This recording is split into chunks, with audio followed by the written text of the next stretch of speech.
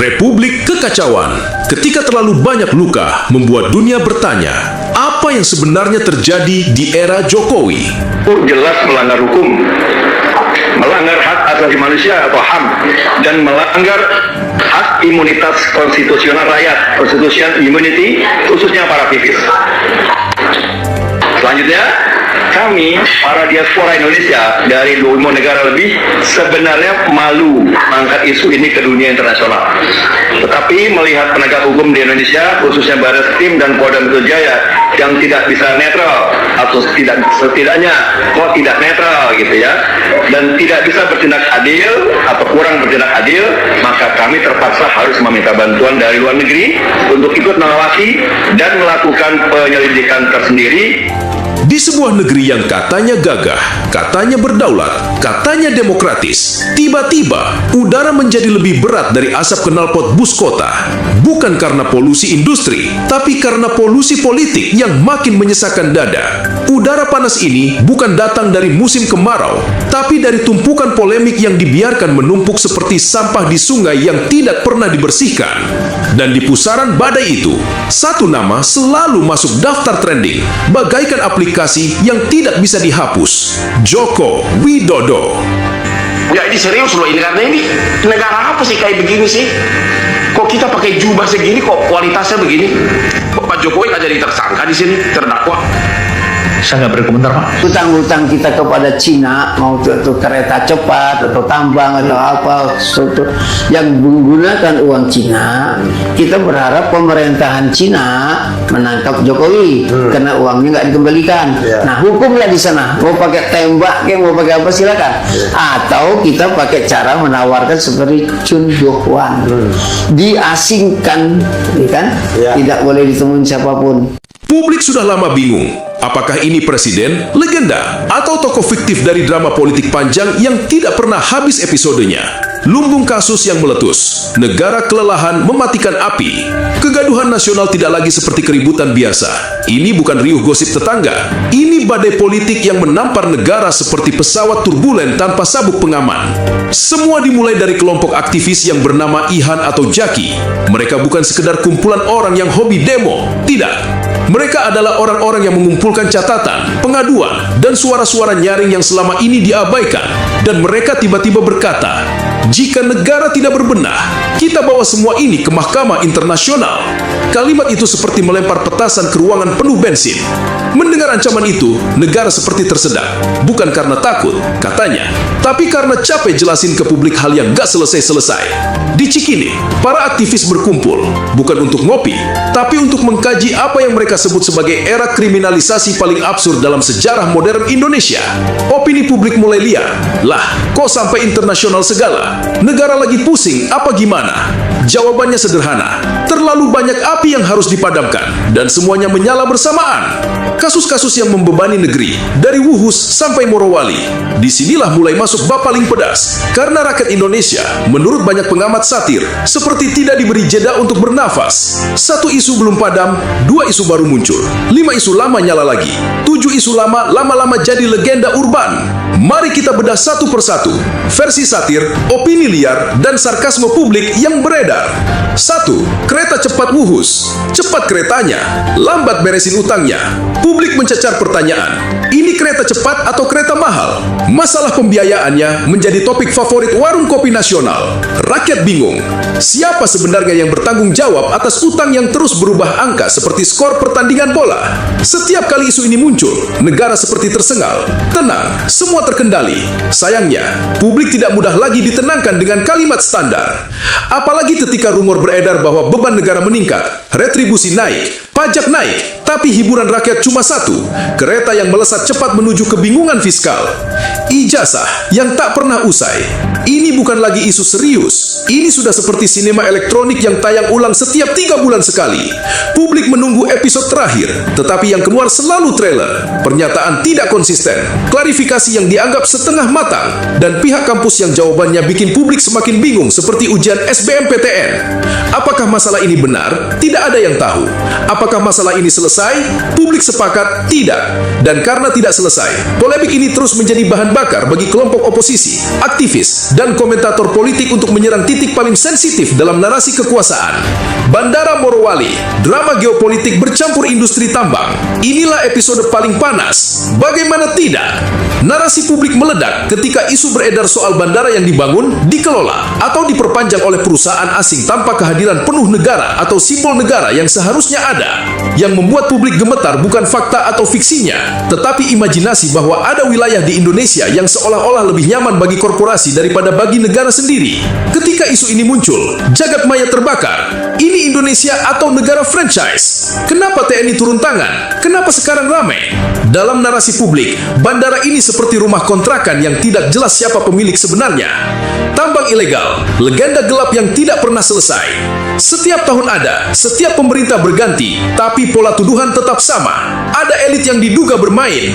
Meski tuduhan-tuduhan itu tidak terbukti secara hukum, opini publik sudah terlanjur percaya bahwa pertambangan adalah lahan basah yang paling berlumpur. Ketika Jata merilis laporan-laporan investigatif, publik langsung mengaitkan dengan tokoh-tokoh besar. Tidak peduli benar atau tidak, imajinasi publik lebih kuat daripada klarifikasi pejabat. Tumpukan polemik ini tidak lagi bisa ditutup dengan konferensi pers. Rakyat mulai bersuara. Kenapa banyak hal tidak tuntas? Kenapa kasus lama tidak selesai? Kasus baru sudah muncul. Apa pemerintah kehilangan kendali? Dan di tengah isi kepala negara yang sudah penuh, muncul ancaman jaki. Kita bawa semua ini ke Mahkamah Internasional. Bagi negara. Baik teman-teman, kembali lagi bersama saya di channel ini. Salam NKRI harga mati. Pada kesempatan ini teman-teman, saya menyampaikan sekilas info sesuai dengan cuplikan video yang barusan kita melihat bersama,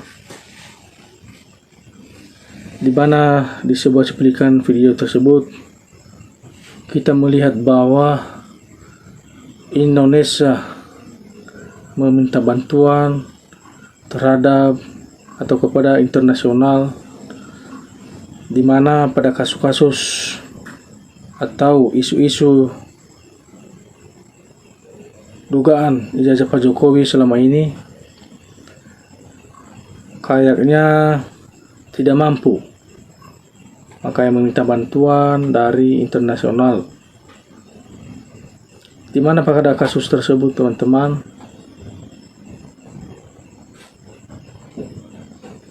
kita melihat dari kuasa hukum Bareskrim atau dari Polda,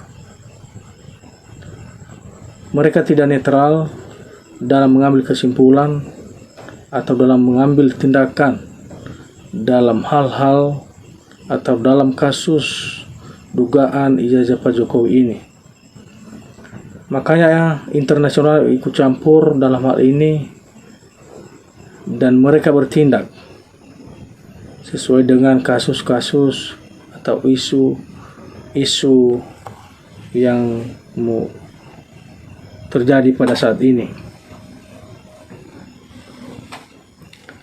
Tentu teman-teman, kalau Indonesia kita ini benar-benar serius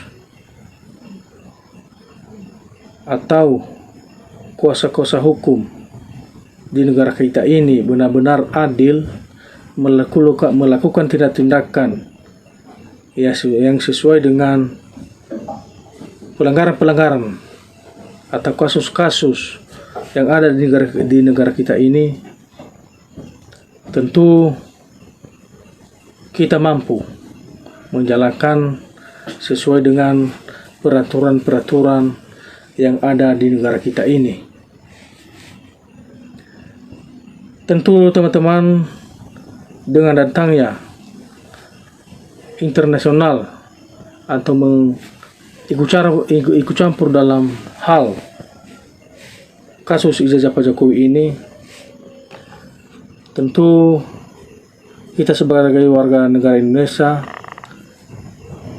merasa malu terhadap Indonesia kita ini, seakan tidak mampu menangani kasus-kasus yang ada di negara kita ini. Tentu dalam hal ini teman-teman, banyak penyampaian teman-teman di sini dalam komentar. Izinkan kami membacakan. Pak Prabowo, tonjat Musa itu gunakan, tegakkan keadilan, buat malu saja. Mari kita semua berdoa rakyat Indonesia seret ke Mahkamah Internasional karena negara kita sudah tak adil lagi, semaut sekali. Ya, Jokowi wajib dibawa ke pengadilan internasional. Seterusnya, bagus, harus disusut tuntas. Jangan ngadelin hukum Indonesia, pemimpinnya hingga bertanggung jawab. Ya, harus diusung dihakimi, di hakim internasional harus, sebab hukum Indonesia enggak adil. Kebohongan-kebohongan elit politik menjadikan negara hancur. Ya, saya tunggu buktinya siapa yang kuat. Nah, sangat setuju sekali karena pengadilan di negeri kita ini nggak ada penyelesaiannya. Rakyat sudah capek melihatnya. Nah, aparat hukum sudah cenderung tidak berfungsi, maka harus lewat pengadilan internasional. Memalukan penegak hukum negara ini. Kalau maling ayam cepat saja dipenjarakan. Nah, saya rakyat kecil hanya berharap semoga Allah menyelenggarakan hukuman yang sesuai karena hukum dan negara dibikin main-main. Ya, setuju biar bila kasus di dalam negeri tidak bisa segera diselesaikan, maka serah kasusnya diselesaikan ke pengadilan internasional. Seterusnya, muak tiap hari dengar masalah ijazah Jokowi. Apalagi para termulti tiap hari muncul tiap hari di TV. Makanya penjarakan semua para termulti termasuk pemilik ijazah palsu. Nah, lanjut. Pemimpin Indonesia bukan raja, lanjut. Tuntaskan pemimpin yang tidak jujur. Kami warga negara sangat mendukung kenyataan dalam tindakan yang benar dan nyata.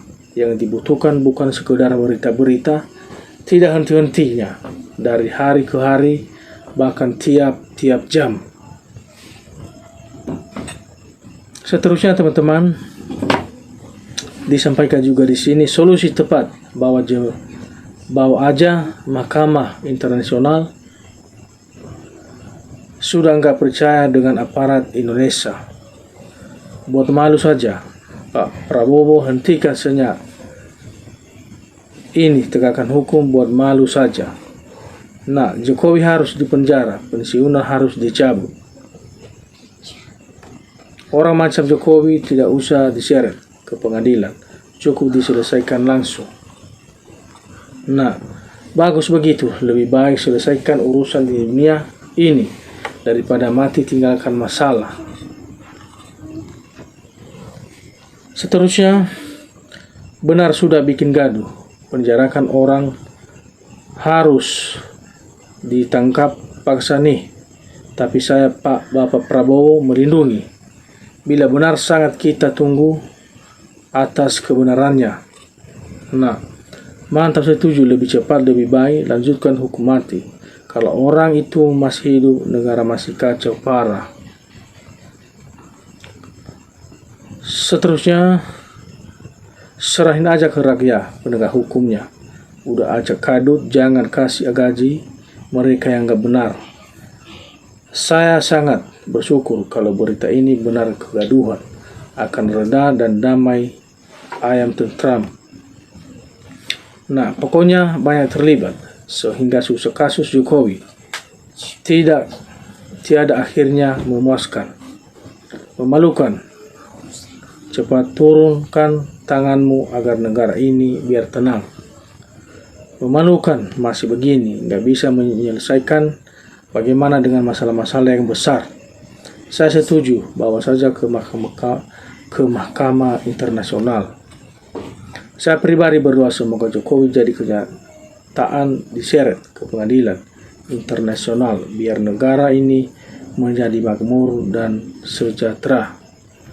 Itulah beberapa tadi poin-poin yang teman-teman sampaikan di kolom komentar ini, teman-teman, ini merupakan suatu dorongan atau motivasi kepada penegak-penegak hukum yang ada di Indonesia ini.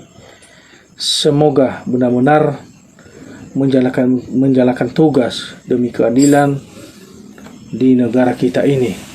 Salam NKRI, harga mati.